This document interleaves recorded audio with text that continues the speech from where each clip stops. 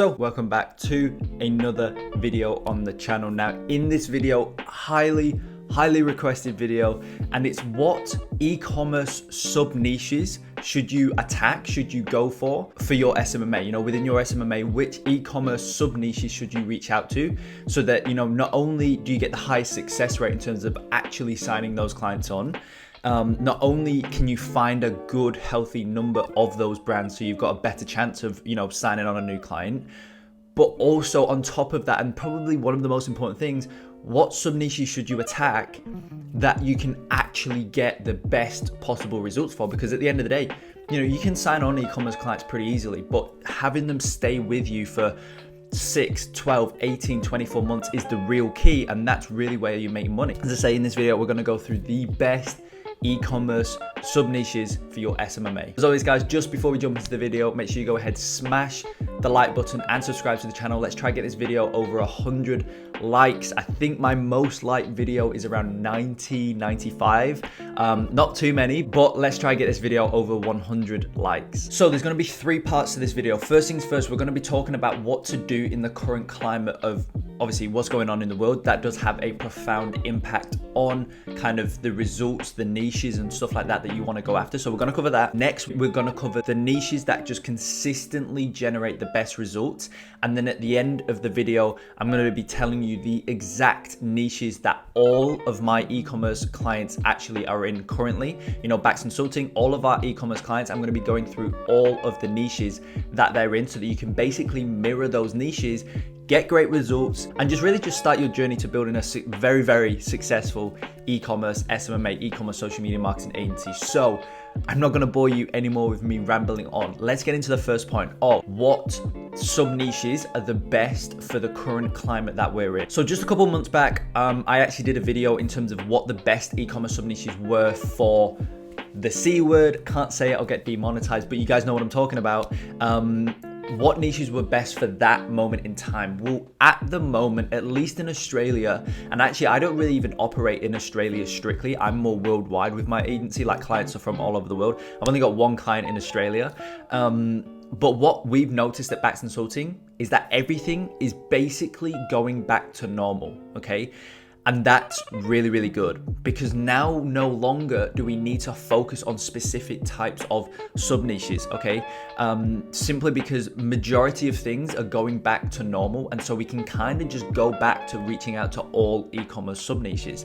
Now I know that's not the most practical advice ever. You guys want to know specifics, and as I say, we're going to get into that at the end of the video in terms of where my specific clients actually lie in terms of sub niches. But just know that we're basically coming to the tail end of the C word, the V word, okay? You guys know what I'm talking about. Can't say it, as I said, but we're coming to the tail end of it. And so that enables us to now basically reach out, just go ahead and reach out to all e-commerce sub niches, because not really too many businesses are being affected by what's going on anymore. We had one client in particular, okay? And spoiler alert, they were in the swimming niche, okay? And I've spoke about this client on the channel before, but they were in the swimming niche, and they took a huge decrease in their results, in their spend, in their returns when the C word hit, okay? They took a huge decrease, and so we had to massively change up what we were doing, and we went above and beyond for that client. We massively decreased our retainer, but we're actually increasing their retainer now back to where it was, because the results are coming back to normal, okay? We're actually right now generating the best results we've ever generated for this specific client. Granted, spends around halved. We were before the craziness happened, we were spending around 1,000, 1,500 to 2,000 a day, in that range. Now we're spending just over 500. We dropped to about 50 to 100 a day during what was going on when they got hit really hard. But now we're back just above 500 per day. So we're getting back on track, you know, and that's my point. Things are going back to normal. So you don't need to single out specific niches anymore or sub niches anymore, just because we're coming to the tail end of it, and majority of brands now are getting back on track. Majority of brands now aren't really facing too much difficulty with the current climate of what's going on in the world, simply because we're coming to the tail end of it. So just wanted to make sure that I got that point across. Now let's look at kind of more holistically, more normal things, right? In terms of what sub niches just usually perform the best. It's not even about the niches specifically. What it's about is the products themselves. And the thing that you really want to make sure that you implement into your kind of qualifying process and stuff like that is ensuring that the brand and the products that that brand sells are unique. Now, if you have a client or you have a prospect or you're looking through a couple brands and their products are just the exact same as their competitors, right? Nothing's different. They are the exact same. Nothing differentiates them. Well, then you're going to have a very hard time getting the best possible results for that client, right? Because you're selling a product that all of their competitors are selling and it's all on the same level, right? And so from the consumer's end, they're just going to go with the brand that they bought from before. They're just going to go with the brand that they trust the most. They're not going to go with your client's brand when they've been buying from this brand all their life, for example, and your client's brand's selling the exact same product, right? They're not going to do it. They're just going to go with who they know. They're going to go with who they trust, or they're just going to go with whoever they come across first. And so if your client's competitor ads get shown to that consumer first, they'll just go with them, right? So that's what happens when the products are just no different than anybody else. Now, what happens when the products are unique, when they have an edge in some way or another, is that's what's going to entice the consumer. That's what's going to make them go with your client's brand as opposed to all other competitors. And here's a real world example of that. Now, I'm kind of segueing into the third and final point, which is the sub niches that all of my clients are in and all of Bax Consulting's clients are in. I'm kind of segueing into that. So let's use the same example as the swimming brand that I was talking about before, right? One of our clients, they're not so much a swimming brand, they're a goggles brand, right? They don't sell anything other than swimming goggles. As I said, that's a product that like a lot of people sell. It's like, how do you make a pair of swimming goggles completely unique? Well, the thing that this client has done is they've got the only technology in the world for swimming goggles that like auto fits the face, right? It's every single pair of goggles that they sell is custom tailored to the consumer, right? The technology, I don't really know it like in and out, but what I do know is that every single goggle that they sell is custom fit, right? So they've got some technology that when you put it on, they like auto fit to your face. They've got like this app and it like, gets the contours of your face and all this different stuff. And then they build a pair of goggles that fit those exact contours. Nobody else in the market, right? None of their competitors has this technology, because this client, my client, is the only brand, only people in the world to have this technology. So there's a real world example, real life example. Like, yes, swimming goggles are pretty boring, I suppose. Like, everybody can sell them. Huge brands like Speedo can sell them or do sell them. So why don't they just go with Speedo, somebody that they know, a huge brand that they trust?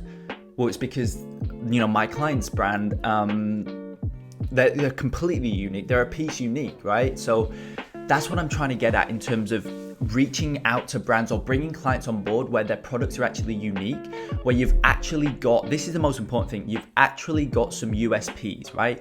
Unique selling points. Having unique selling points will enable you to get great results. If you've got no USPs, then there's no reason for the consumer to go to that brand, right? Your client's brand. So I'm sure the point that everybody has been waiting for. Now let's dive into the exact sub niches that all of my clients currently lie in. Okay, so first things first, obviously, spoiler alert, goggles niche, right? One of my clients got a swimming goggle brand.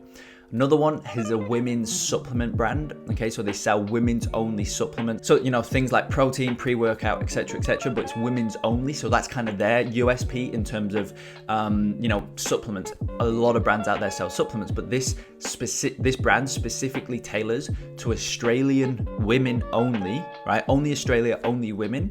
And they specifically focus on, like vegan and dairy-free and all that type of stuff, right? Very, very specific. That's their USP. And we've actually got 3 clients in that health and wellness kind of industry, that health and wellness space.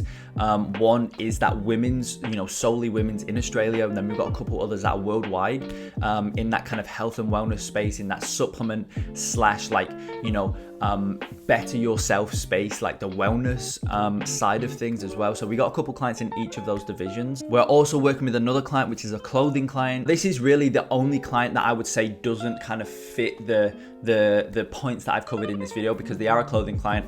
Obviously there's a lot of clothing brands out there. It's a very saturated market, but they do have a couple USPs in terms of their target market, the type of designs on their clothes, and kind of what they stand for, their values. That's pretty unique, but for the most part they probably don't fit into this too much. But as I say, we still brought them on board, and we are getting really good results for them. We're helping them in a lot of different areas of their kind of entire brand, not just their paid traffic. I have another client in the yoga industry, so they've got like this eco-friendly yoga kind of brand, and it's based around that. They're a newer client that I literally signed on last month, and yeah, like I say, they're in the eco-friendly, like they're really about like saving the world and all this different type of stuff, saving the earth and all that type of stuff. They're in that industry, like the yoga industry, and that's a good one because there's so many different approaches that we can take, right? Obviously we take the direct yoga approach, but we can also take like mindfulness and health and wellness approach. We can also take the eco-friendly approach and try and hit the people who like yoga but are also very big eco-friendly advocates, all that type of stuff. A lot of the different approaches that we can hit there. I've also got like a men's grooming client where like they sell products for like beards and male hair, like men's like hair and styling and all that type of stuff. That's a really cool client because they're all obviously online, but they have some of the coolest barbershops as well, but they've got like an online arm which we obviously like run the paid advertising for and stuff like that. That's a dope client. But for the most part, they're the main categories that our clients are in, right? For the e-commerce side of things, got a couple of info product clients as well, which I won't go too much into, but they're kind of a mixture between like e-commerce and info product. It's kind of a weird mix. I've got two clients in that kind of weird mix of e-com and info product. Like the product is just air, it's just information, it's not a physical product, but they're set up in an e-commerce type way. But yeah, as I say, they're kind of the overall categories that our e-commerce clients are in. But for the most part, you can see that those e-commerce niches that I currently work with and Bax Consulting currently works with falls under that rule of like making sure each product has some sort of USP behind it, unique selling point behind it. Because if it doesn't, it's honestly so hard to actually get good results. I've had clients in those niches where there is not niches, but those kind of, I've had those clients with those products where there's no USP, and it's just so much harder to get good results for. As you guys know, on this channel, I only ever speak from personal experience, and I've had first-hand personal experience where the product has no USP, it's no different to its competitors, and it's just naturally so much harder to get good results for, right? Granted, you can still get good results, but it's just a lot more work that you need to put into it. And if you're in the Quantum Agency program, you'll know that 6-part qualification process, we put that in place so that we make our jobs as marketers, as agency owners, we make it as easy as possible. And the way that you do that is obviously ensuring the brand has a strong foundation, it's already making good money, and the product has very good USPs so that you can come in, scale things up, and it's just a lot more easier that way. And that's the other super powerful thing about that 6-part qualification process in the Quantum Agency program, is that if a brand qualifies on that 6-part qualification process, then they're a good brand to reach out to no matter what the niche is. And that's why I personally, as a complete side tangent here, but I think it could help a lot of you guys out, is I don't have a sub niche that I work with within e-commerce, right? E-commerce is a niche that I work with, and I basically work with any brand that is in the e-commerce niche, right? A lot of people ask me like, what sub niche do you work with? And I'm just like, I don't work with any sub niche. And it's because of that 6-part qualification process. Like if a brand qualifies on that process, like it does not matter what sub niche they're in, because the whole point of that 6-part qualification process is to, first things first, see if the brand can actually afford your services. Second thing, to see if you could actually generate them results. If you can generate a brand results, it doesn't matter what niche they're in. And so that's the whole point of that 6-part qualification process, or just qualifying your brands overall. That's the whole point of it, right? Can they afford your services? Can you actually get good results for them? And also, if they do end up coming on as a client, how hard is your job? What I'm trying to make with that third point in terms of how hard is your job, is that you want to make your job as easy as possible. So that's why you only want to bring brands on board where your job as a marketer for that brand, your job to get results for that brand is actually super easy because they've got a foundation in place, because there's things that you can just actionably work on and build off of in terms of foundations and building off of a foundation as opposed to building the foundation, all that type of stuff. As I say, that's really why you want to have a qualification process in place, because at the end of the day, doesn't matter what sub niche the prospect's in. If they qualify, and you should 100% shoot to get that client on board and reach out to them, sell them on the discovery call, and as I say, bring the client on board. So, bit of a longer video. I know I went on a couple side tangents there, but I hope the video as a whole gave you some good context in terms of sub niches for e-commerce, what type of brands you should reach out to, and really just the importance of having a solid qualification process in place. And if you're in the Quantum Agency program, go ahead and leverage that 6-part qualification process, and you will have no worries in terms of delivering results for clients and bringing clients on board at a high level. You know, cool, dope brands. At the end of the day, they're the clients that I want to work with, and I know for the majority of you guys out there, they're the brands that you want to work with. So make sure you implement a good, solid qualification process. And guys, I'm not going to ramble on anymore. I hope you enjoyed the video. If you did, smash the like button, subscribe to the channel, and I will see you in the next video.